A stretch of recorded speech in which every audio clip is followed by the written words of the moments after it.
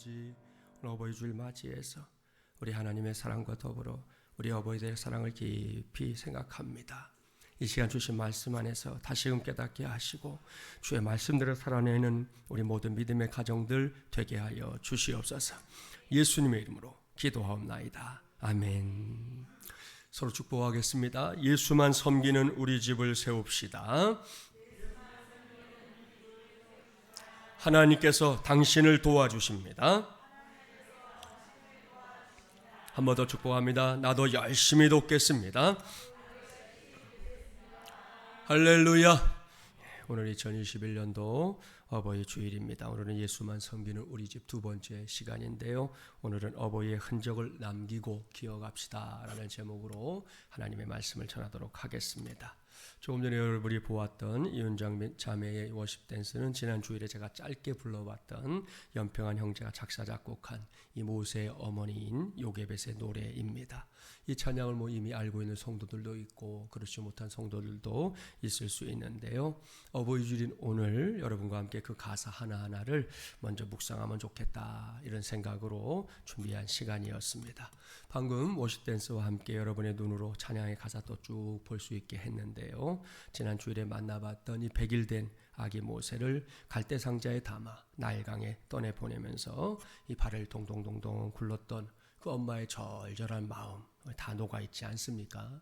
더불어 요게벳의 확고부동한 신앙 고백도 분명하게 발견하게 되는데요. 이것이 바로 어버이의 마음이다. 저는 확신합니다. 그리고 오늘은 그 마음을 저와 여러분 우리 모두가 확실하게 그리고 제대로 이렇게 알아들이는 시간 되기를 간절히 바랍니다. 여전히 제사 문화를 고수하고 있는 우리나라의 경우 부모님이 돌아가시면 나름대로 이제 뒤늦게 효도를 하겠다고 자녀손들이 장례식장에서 애절하게 곡을 하고요. 아주 값비싸고 좋은 장례 용품들을 준비합니다. 그런가 하면 소위 말하는 명당에 모시겠다고 온 가족들이 모여서 여러 차례 가족 회의를 거치기도 하지요. 이런 모습들이 보기에 따라서는 참으로 이렇게 대견해 보일 수 있는데요. 실상은 그렇지 않습니다. 왜? 효도는 부모님이 살아 계실 때 해야 하는 것이기 때문입니다. 그렇습니다. 부모님이 세상을 떠나신 뒤에 왁자지껄하게 구는 건 아무 소용이 없어요. 이미 세상을 떠난 분이 그런 요란스러움이 주는 기쁨을 알겠습니까? 무슨 의미가 있겠습니까? 따라서 돌아가신 뒤에 뭘 하려고 하지 말고 이렇게 평소에 해야 합니다. 그것도 거창하게 하겠다 이렇게 호언장담도 하지 마세요. 그저 부모님이 살아계시는 동안 부모님의 눈앞에 자주 얼굴을 보여드리는 것, 그것만 잘해도 그것이 큰 효도입니다. 코로나19와 관련해서 시끌시끌했던 업종 중에 하나가 그 방판업체라는 거 아시죠? 이 방판업체가 제일 많이 집중했던 대상이 어르신들이었다는 것도 아시는지 모르겠어요. 언젠가 9시 뉴스에서 이 일과 관련해서 잠입 취재했던 적이 있었는데요. 그걸 보면 멀쩡하게 생긴 사람들이 동네 어르신들을 한 자리에 다 불러다 모셔다 놓고는 그 앞에서 가진 쇼를 다 하는 거예요. 한 자리에서 웃겼다가 울렸다가 정말 할 건 다 합니다. 그러다가 이제 집에 돌아갈 때 어르신들의 손에 두루마리, 화장지, 참기름, 콩기름 등등을 이렇게 안겨주는 사람들인데요. 이게 은근히 중독성이 있어요. 한 번 가고 나면 두 번 가게 되고 또 10번, 20번 가게 됩니다. 요즘은 코로나 때문에 그전만큼은 아니지만 이곳에 가서 이제 미안한 마음에 어르신들에게 사드리는 제품들의 가격 장난이 아니에요. 수십만 원부터 시작해서 100만 원을 훌쩍 넘기는 것들도 많습니다. 당시에 이런 일들이 이제 동네마다 너무 많이 벌어지고 있어서 방송국에서 아예 이제 잠입 취재까지 했던 건데요. 그 보도 중에서 정말 가슴 아픈 대목이 있었습니다. 기자가 한 할머니야 인터뷰하면서 이 사람들이 지금 할머니에게 사기를 치는 건데 그걸 모르셨느냐 물었습니다. 그랬더니 할머니가 안다 그러는 거예요. 사기치는 걸 안다는 거예요. 그러니까 다시 묻죠. 왜 그럼 그런 곳에 가십니까? 그 대답이 정말 가슴이 미어지는 대답이에요. 할머니가 이렇게 말했습니다. 이 사람들처럼 나를 웃겨주는 사람이 이 세상에 어디 있어? 우리 아들이 웃겨줘? 우리 딸이 웃겨줘? 우리 며느리가 나를 웃겨줘? 걔네들은 바쁘다고 잘 찾아오지도 않아. 그런데 이 사람들은 내 앞에서 나를 웃겨주기 위해서 얼마나 애를 쓰는지 몰라. 그래서 속는 것을 알지만 그래도 가게 돼. 그렇게 인터뷰했어요. 얼마나 씁쓸하고 가슴 아픈 이야기입니까? 이건 저와 여러분부터 먼저 경각심을 가져야 할 일입니다. 그렇습니다. 다른 누군가에게 왈가왈부할 게 없어요. 저 역시 홀로 계신 어머니에게 제대로 하지 못하는 저 자신을 그때 또 반성하는 시간을 가지게 됐는데요. 더욱이 요즘은 이 세대와 세대 간의 생각이나 인식의 차이가 자꾸만 벌어지는 시대입니다. 어르신들은 젊은이들과 청소년들 그리고 아이들을 이해하는 게 너무 어려워요. 또 어르신들을 바라보는 다른 세대들도 마찬가지입니다. 이렇게 서로 어려워합니다. 서로 부담스러워합니다. 무엇보다 대화가 되질 않아요. 어르신들의 경우에는 대부분의 의사소통이 이렇게 말을 통해 이루어지잖아요. 그런데 나머지 세대들은 요즘은 말보다는 스마트폰, 문자, 이메일, 인터넷 채팅 등등을 아주 일상적인 도구로 삼고 있어요. 최근에 들어서는 또 이렇게 줄임말, 이게 이제 어르신들이 도대체 무슨 외국말을 하는지 우리나라 말을 하는지 알 수 없는 그런 시대를 살고 있잖아요.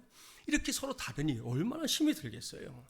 이러한 시대 속에서 저는 오늘 이미 어버이가 된 성도들에게 그리고 어버이를 섬겨야 할 성도들에게 모두 필요한 말씀을 전하려고 합니다. 그것이 바로 어버이의 흔적입니다. 본문으로 들어가 볼까요? 오늘 우리에게 주신 말씀은 디모데 후서입니다. 디모데가 누군지는 잘 아시죠? 디모데는 사도 바울이 1차 전도 여행 중에 만난 사람이에요. 그 이후로 디모데는 바울에게는 믿음의 아들이요 또한 동역자가 되어준 아주 귀한 하나님의 일꾼입니다. 디모데는 훗날 바울에게 영향을 받아서 목회자가 됐고요. 그런 디모데에게 사도 바울이 이제 목회와 관련된 여러 가지 것들을 서신에 하나하나 적어서 보내주었는데 그게 디모데 전서와 후서입니다. 그 중에서 오늘 우리는 이제 디모데 후서를 살펴보려고 하는데요. 먼저 본문 3절과 4절 말씀 함께 봉독합니다. 3절 4절입니다. 내가 밤낮 간구하는 가운데 쉬지 않고 너를 생각하여 청결한 양심으로 조상적부터 섬겨오는 하나님께 감사하고 내 눈물을 생각하여 너 보기를 원함은 내 기쁨이 가득하게 하려 함이니. 아멘. 우리는 여기서 사도 바울이 아비의 심정으로 디모데를 아끼고 있구나 하는 사실을 발견할 수 있습니다. 바울은 디모데를 위해 밤낮으로 하나님께 기도하고 있다 이렇게 고백합니다. 얼마나 든든한 일입니까? 물론 디모데는 이미 말씀드린 대로 바울의 친아들은 아니에요. 바울은 디모데가 장성한 후에 그를 만났습니다. 그런데 하나님은 이 바울과 디모데에게 마치 친부자와 같은 마음을 허락해 주셨다는 거예요. 바로 그 아비의 마음으로 바울은 디모데를 위해 쉬지 않고 기도해주고 있었다는 것이고요. 사랑하는 여러분, 이것이 우리가 이 시간에 생각해야 할 첫 번째 어버이의 흔적입니다. 그렇습니다. 믿음을 가진 부모가 어버이로서 자녀들을 위해 할 수 있는 최우선의 일, 가장 중요한 것, 그건 뭐니 해도 기도인 줄 믿습니다. 우리의 자녀 한 사람 한 사람을 위해 하나님 앞에서 쉬지 않고 부르짖는 그 기도 말입니다. 여러분, 그 기도가 자녀를 살립니다. 그 기도가 자녀의 앞길을 열어줍니다. 그 기도가 하나님의 은혜를 자녀들 위에 머물게 하는 축복의 통로가 될 줄 믿습니다. 할렐루야. 그러니 이 기도라고 하는 게 얼마나 위대한 믿음의 도구입니까? 물론 기도 자체가 이미 위대한 믿음의 도구죠. 우리는 그건 믿는 사람들입니다. 그런데 부모의 기도는 그 강도에 있어서 분명히 보통의 기도와는 좀 구별된다는 거예요. 무엇 때문입니까? 그것은 부모의 크고도 위대한 사랑 때문입니다. 한번 생각해 봅시다. 부모와 자식의 관계, 이건 참으로 신비로운 관계입니다. 말로는 다 형용할 수 없는 그런 관계예요. 특히 자식이 뭔지 간혹 자식들을 놓고 왼수 이렇게 일컫는 사람들도 있지만 그래도 자녀들만큼 부모에게 큰 기쁨을 주는 존재, 여러분 세상에 흔하지 않아요. 그래서 부모의 사랑은 늘 자녀들을 향하게 되는 거고요. 이것은 매우 자연스러운 일입니다. 또한 이것은 어떤 규칙이나 원칙에 따라 만들어지는 게 결코 아닙니다. 하나님을 누리는 기쁨이라는 책을 쓴 이 스티브 브라운은 자신이 뉴욕을 방문했다가 이 올랜드 집으로 돌아올 때 아주 섬뜩한 경험을 했다 그렇게 쓰고 있습니다. 비행기를 타고 이렇게 돌아오는데 폭우를 동반한 엄청난 천둥과 번개가 쏟아졌다는 거예요. 사실 이런 경험은 하지 않을 수 있다면 더 좋을 일입니다. 당장 자기의 옆자리에 젊은 엄마가 앉아 있었고 그녀는 어린 아들을 무릎에 이렇게 안고 있었다고 그래요. 스티브는 어른임에도 몹시 무서웠지만 그래도 어른이니까 애써 태어난 척을 하느라 매우 힘이 들었다 그렇게 적고 있어요. 그런데 그 비행 중에 아주 흥미로운 사실을 하나 그가 발견했다는 거예요. 그것은 바로 젊은 엄마가 안고 있었던 그 어린 아이였습니다. 아이는 승객들 모두가 무서워하는 그 당시의 상황을 전혀 무서워하지 않고 오히려 엄마와 즐거운 시간을 보내기에 바빴습니다.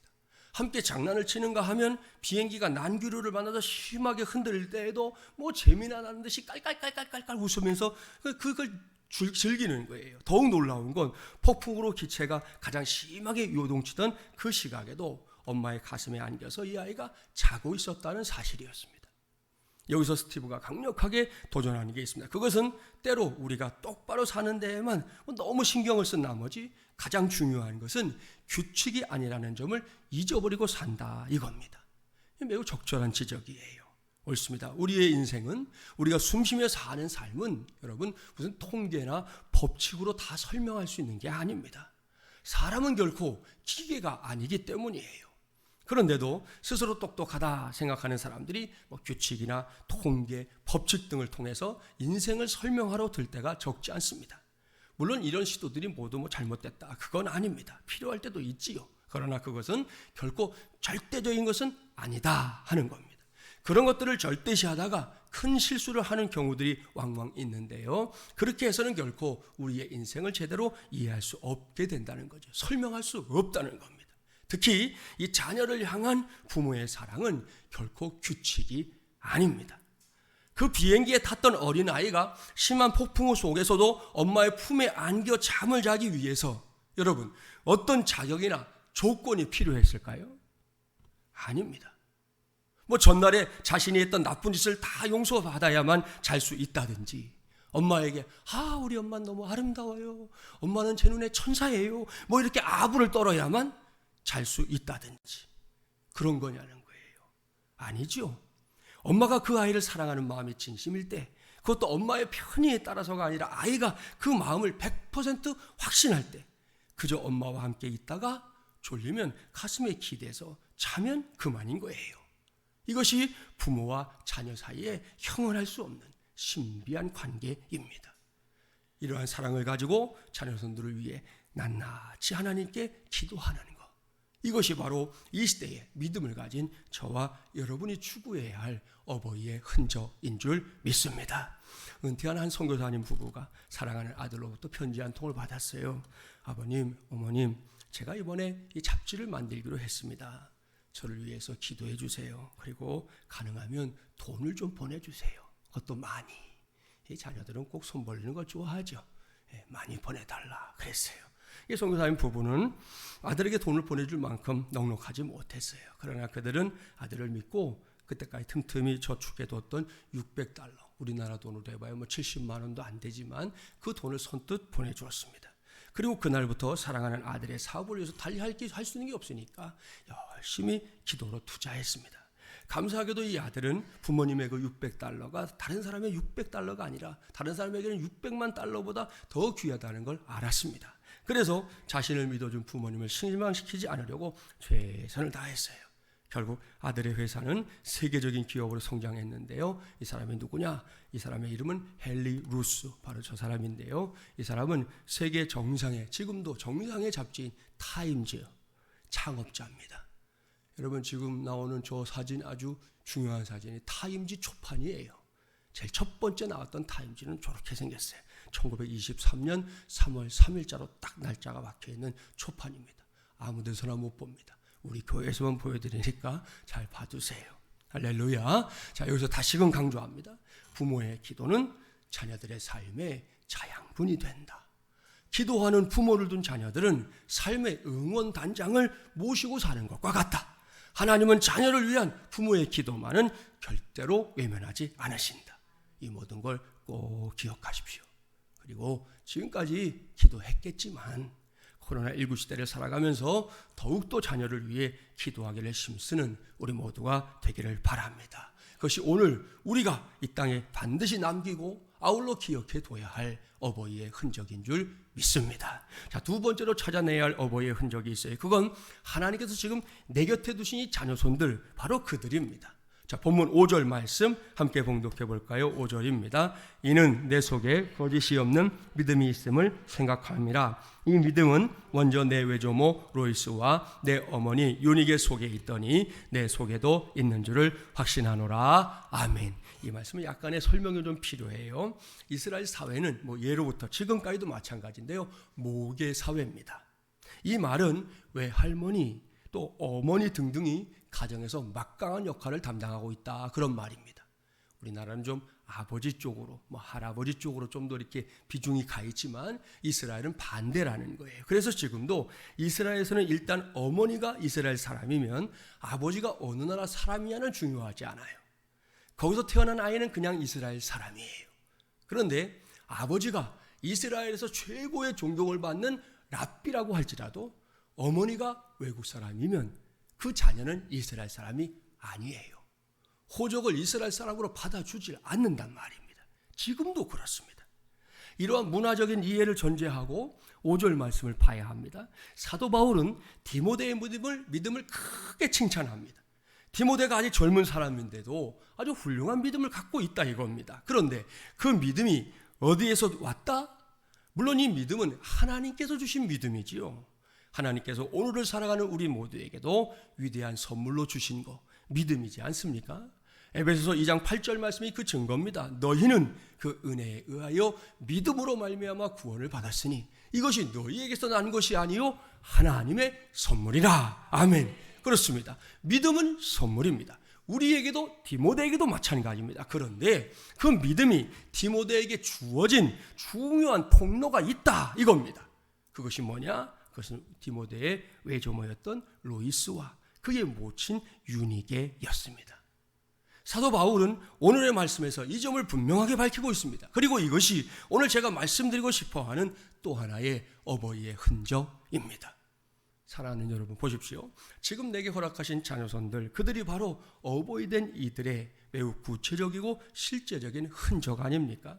그들을 통해 앞으로 나의 인생이 이 땅에 남게 되고요, 역사 속에 이런저런 모양으로 쓰이게 되는 겁니다. 언젠가 나라는 존재는 이 세상에서 수명을 다해서 세상을 떠나게 된다고 해도 말입니다. 이것이 어버이 된 성도들이 반드시 기억해야 할 중요한 사실이에요. 동시에 이 자녀된 성도들에게 말씀드립니다. 지난 주일에 이미 강조했던 사실이지만 저와 여러분은 결코 혼자의 힘으로 이 세상에 존재하게 된 게 아니에요. 저와 여러분의 어버이들이 있었기 때문에 지금 우리가 이 세상에 존재하고 있는 것입니다. 이것을 정확하게 알고 확실하게 인정한다면 당장 어버이 된 분들에게 머리를 숙여 감사를 표해야 할 줄 믿습니다. 이것이 마땅한 이인데요, 현실적으로는 그렇지 못한 경우들이 이전보다 더 많아졌다는 사실, 참 요즘 생각하면 너무나 안타깝습니다. 부모와 자녀에 관한 이야기 중에 이런 이야기 있어요. 자녀들이 4살 때에는 아버지는 전능하다 생각합니다. 왜? 우리 아버지는 못하는 게 없거든. 그러니까 아이들의 눈에 우리 아버지는 전능해 보여요. 5살이 되면 아버지는 전지하시다. 왜? 모르는 게 없어. 아버지는 묻기만 하면 대답도 해주고 뭘 찾아달라고 하면 찾기도 잘해주니까 우리 아버지는 전지하다 이렇게 느껴요. 그러나 8살이 되면 신세계가 열립니다. 다 아는 것은 아니로구나. 모르는 것도 있구나. 이렇게 생각한다는 거예요. 12살이 되면요, 아무것도 모르는구나. 그도 그럴 것이 옛날 사람이니까 이렇게 생각한다는 거예요. 14살이 되면 아버지에게 신경 쓸 필요 없다. 워낙 무식하니까 생각합니다. 20살이 되면 부모는 구제불능이다. 너무 뒤떨어진 소리만 하는구나 생각한다는 거죠. 그렇게 스스로 이제 잘난 것처럼 생각하다가 35살이 되면 아버지께 여쭤봤으면 좋겠다 하고 아쉬워한다는 거예요. 40살이 되면 아버지라면 이런 때 어떻게 하셨을까? 살아계셨으면 꼭 한번 여쭤보고 싶은데 하면서 그 잔소리를 그리워하게 된다는 거예요. 그러다가 50세가 되면 아버지는 훌륭했다. 나보다 훨씬 훌륭했다. 지금 후회가 많다. 젊었을 때 아버지의 그 소중한 지혜의 말씀을 좀 더 귀담아 담아둘 것을 이렇게 뉘우치게 된다는 거예요. 여러분, 참으로 의미심장한 이야기 아닙니까? 그렇습니다. 어린 자녀들에게 부모는 뭐 슈퍼맨이에요. 그때는 뭐든지 부모만 부르면 해결된다 생각합니다. 심지어 여러분 태어난 지 얼마 되지 않은 녀석들도 요걸 알아요. 그래서 가짜 울음을 울어서라도 자기가 원하는 걸 반드시 얻고야만 합니다. 그게 먹는 것이든 혹은 어떤 물건을 손하기 위해 짓는 것이든 간에 그게 자신의 수중에 들어오기 전까지는 뭐 진짜로 울지 않고 가짜로 우는 경우 비일비재합니다. 그런데 가짜로 우는 게 진짜로 우는 것보다 더 서럽게 들릴 때가 많아요. 초보 아빠, 초보 엄마는 이러한 아기의 전략에 홀랑 넘어갈 때가 왕왕 있습니다. 그렇게 속아놓고도 이 엄마 아빠는요 좋다는 거예요. 그죠? 우리 아기가 너무 똑똑하다고, 너무 신통하다고, 이 녀석이 어쩌면 그렇게 밥 먹을 때를 잘 아는지 모르겠다고, 이 녀석은 자기가 갖고 싶은 것에 대해서는 의사표현이 분명하다고, 이렇게 뭐 자랑을 늘어놓는 부모들 많잖아요. 우리 주변에는 이런 아들 바보, 딸 바보 의외로 많습니다.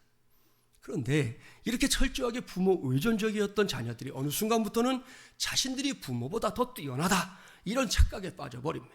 그런 생각이 들면 그때부터 자녀들에게 부모의 존재 가치는 바로 평가절하됩니다.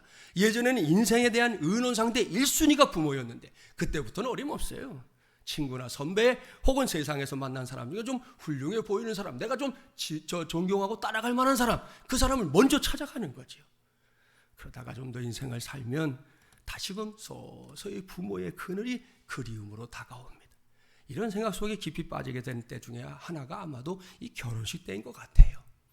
많은 신부들이 결혼식장에서 눈시울을 붉힙니다. 어떤 신부들은 너무 과하게 울어가지고 얼굴이 온통 검은색 마스카라로 범벅이 되는 경우도 있어요. 그래서 제가 주례하다가 그만 울어, 그런 적도 있어요. 너무 울어대니까 이게 뭐 어떡하겠어요. 그게 사진도 제대로 안 나오잖아요. 아무튼 그러면 신부 측 부모님들, 특히 아버지들 많이 웁니다. 제가 주례하다 보면 자주 보는 장면이에요. 이렇게 서로 말하지 않아도 서로의 마음을 주거니 받거니 할 수 있는 부모와 자녀의 관계를 이렇게 만들어갈 수 있다면 바로 거기에서 어버이의 흔적은 가장 농후하게 나타나게 될 줄 믿습니다. 그렇습니다. 오늘 우리의 가정 안에 바로 그런 흔적이 필요합니다. 결코 막연한 어버이의 흔적이 아니에요. 아주 분명한 또렷한 선명한 어버이의 흔적이 꼭 반드시 필요하다, 이 말씀입니다. 물론 부모에게 있어서 자녀들이 어버이의 흔적이다 이럴 때 제일 먼저 생각하게 되는 것은 뭐 생김새지요. 대개의 경우 자녀들은 부모의 어딘가를 참 많이 닮았습니다. 그뿐이 아니죠. 뭐 생김새만이 아니라 버릇이 닮았든지 뭐 말투나 목소리, 가끔 전화했다가 저도 속을 때가 있어요. 이게 딸내미 소리인데 엄마 소리랑 비슷하고, 아들 목소리인데 아빠랑 비슷하고, 이런 경우도 있잖아요. 그런 경우들이 있고, 성격이 닮았다든지 어딘가가 닮았다 하는 이 모든 것이 자녀들 속에서 발견할 수 있는 어버이의 흔적인데요. 이러한 사실은 뭐 우리 교회 안에서도 얼마든지 찾아볼 수 있어요. 이런 점에서 볼 때 어버이 된 이들의 책임은 사실 막중합니다. 왜? 자녀들은 언제나 그 부모를 보고 배우는 존재이기 때문입니다. 그러니 누군가의 어버이가 된다는 거 얼마나 막중한 일입니까? 결코 대충 하면 안 될 일입니다. 내 기분대로, 내 생각대로, 더군다나 내 중심적으로 하면 정말로 안 될 일입니다. 할 수 있는 한 많이 생각하십시오. 그리고 구체적으로 행동해야 합니다. 그러면 내 자녀가 더 좋은 것을 배우게 될 것이에요. 이를 명심하고 지금까지도 잘해왔겠지만 앞으로는 더더욱 멋진 어버이, 존경받는 어버이가 되는 저와 여러분이 되기를 주님의 이름으로 축복합니다. 그러나 이제 오늘은 여기서 한 걸음 더 나가려고 합니다. 여기까지 말씀드린 건 뭐 저 바깥 세상에서도 얼마든지 들 수 있는 것들이기 때문입니다. 오늘 이 자리에서 우리의 자녀들이 어버이의 흔적이어야 한다 말씀을 드리는 제일 중요한 이유, 그것은 우리의 믿음이 우리의 자녀들에게까지 이어지는, 이렇게 물려지는 믿음이어야 하기 때문입니다. 자, 디모데의 집안을 보십시오. 이미 그런 일이 지금 일어났잖아요. 외할머니의 믿음이 어머니에게로 흘러들어갔어요. 그리고 그 어머니의 믿음이 이제 아들인 디모데에게 전수됐다는 겁니다. 그것도 아주 잘 전수됐다, 바울은 증거하고 있습니다. 얼마나 귀한 일입니까? 얼마나 아름다운 일입니까? 이와 같은 어버이의 흔적이 저와 여러분, 우리 모두에게도, 우리 가정에도 꼭 필요하다는 말씀입니다. 이를 위해 우리 모두가 한 가지로 가져야 될 소원이 있어요. 그것은 성령 하나님의 역사와 도우심을 갈망하는 것입니다.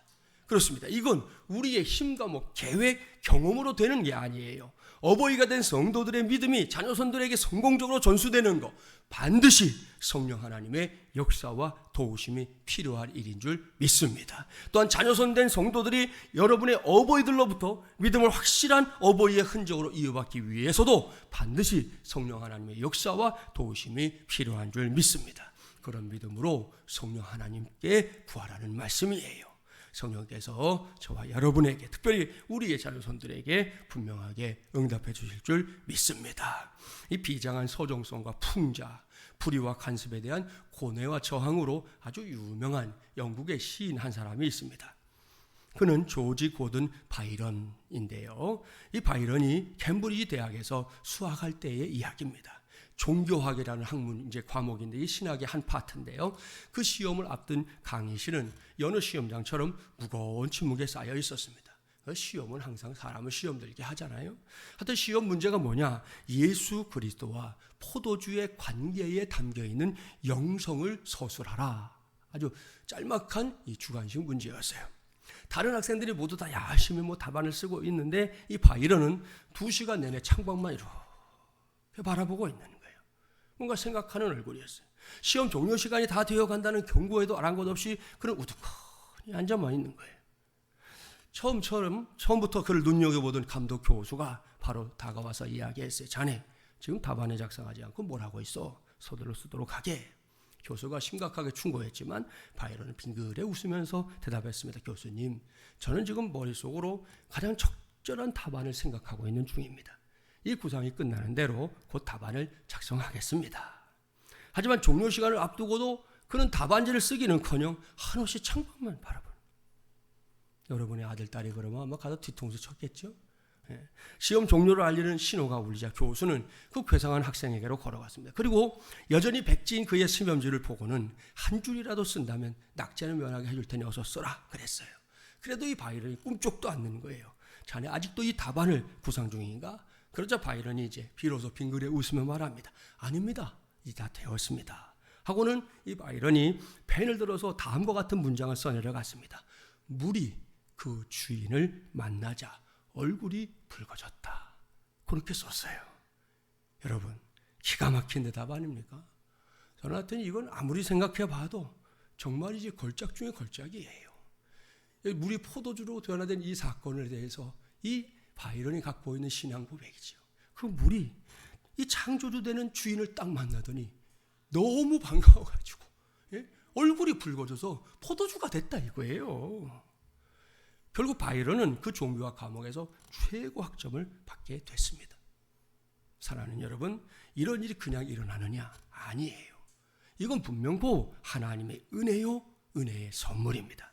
그런 점에서 이제는 우리 차례입니다. 저와 여러분의 믿음이 우리의 자녀손들에게 잘 전수돼서 그야말로 정말 그 친구들이 바이런과 같은 멋진 하나님의 자녀들이 되기를 주님의 이름으로 축복합니다. 그리고 그것이 반드시 우리가 남기는 어버이의 흔적, 아울러 우리의 자녀손들이 기억하는 어버이의 흔적이 되어야 할 줄 믿습니다. 말씀을 마무리합니다. 오늘은 어버이 주일입니다. 어제 어버이날에도 부모와 자녀라는 이 신비한 관계 속에서 일어나서는 안 될 몇몇 일들이 뉴스로 보도됐어요. 저는 요즘에 5월달만 되면 좀 가슴이 참 무거워져요. 예전처럼 이 5월을 가족이라고 하는 집중해서 설교하기 참 어려운 일들이 너무 세상에서 많이 일어나는 거예요. 어제도 아침부터 그런 뉴스를 보니까 가슴이 답답하고 이걸 어떻게 성도들에게 전해야 될까 고민하게 되는데요. 우리는 달라야 합니다. 오늘 당부한 대로 우리 교회에 속한 모든 가정들 속에 어버이의 흔적이 구체적으로 남게 되기를 바랍니다. 자녀손들을 위한 어버이들의 기도 함성, 쬐끔으로는 좀 곤란합니다, 여러분. 함성이죠, 함성. 그야말로 가득 차기를 바랍니다. 그리고 우리의 믿음이 우리의 자녀손들에게 잘 전수되는 은혜가 우리 모든 성도들의 가정마다 있게 되기를 주님의 이름으로 축복합니다. 자녀손들의 입장에서는 그러한 어버이의 흔적 확실하게 기억해야 합니다. 소중하게 여겨야 합니다. 감사함으로 받아야 합니다. 그런 다음에 내가 그 바통을 이어받는 주자가 되어야 하는 것입니다. 그래야 할 때 우리 교회는 믿음의 명문가들이 모이는 주님의 몸된 교회로 우뚝 서게 될 줄 믿습니다. 이를 명심하고 반드시 이를 감당해내는 저와 여러분, 우리 교회가 되기를 주님의 이름으로 간절히 축원합니다. 기도합시다. 전능하시고 자비로우신 하나님 아버지, 오늘 어버이 주를 맞이하여 예배하게 하시고 이 시간에 귀한 말씀에 귀를 기울이게 하시니 감사합니다. 주신 말씀 그대로 우리 모두가 우리가 속해 있는 가정 안에서 어버이의 흔적을 남기고 기억하는 하나님의 자녀들이 되게 하여 주시옵소서. 어버이 된 이들은 자녀손들을 위해 쉬지 말고 기도하게 하여 주시옵소서. 믿음으로 사는 삶이 그저 말로만 되는 게 아님을 분명하게 깨닫게 하시고 자녀손들을 위해 기꺼이 기도에 무릎을 꿇을 수 있는 어버이들 되게 하여 주시옵소서. 또한 우리에게 먼저 허락하신 소중한 선물인 믿음을 당대로 끝내는 것은 하나님의 뜻이 아닙니다. 그것을 제대로 잘 전수해서 우리가 속한 가정을 믿음의 명문가로 세울 수 있는 우리 모든 교우들 되게 하여 주시옵소서. 자녀된 이들은 그러한 어버이의 흔적을 분명하게 발견하게 하시고 지금까지 희생하고 헌신하신 어버이들의 은혜를 깨닫고 어버이들을 공경하며 신앙의 바통을 제대로 이어받는 믿음의 경주자들이 되게 하여 주시옵소서. 그래서 우리 교회에 속한 모든 가정들마다 믿음의 부요함이 드러나는 귀한 가정들 되게 하여 주시옵소서. 이 모든 말씀 우리의 구세주가 되시는 주 예수 그리스도의 이름으로 간절히 기도하옵나이다. 아멘. 우리의 모든 죄 대신 지시고 우리의 구세주가 되어주신 우리 주 예수 그리스도의 은혜와 하나님 아버지의 놀랍고도 만극하신 사랑하심, 성령님의 감화, 감동, 교통, 인도하심의 역사가 오늘도 험한 세상을 향해 걸음을 떼는 하나님의 귀한 종들 모두가 어버이의 흔적을 남기고 기억하기를 다짐하고 걸음을 떼오니 인도해 주시고 있는 곳곳마다 함께해 주시기를 간절히 축원하옵나이다.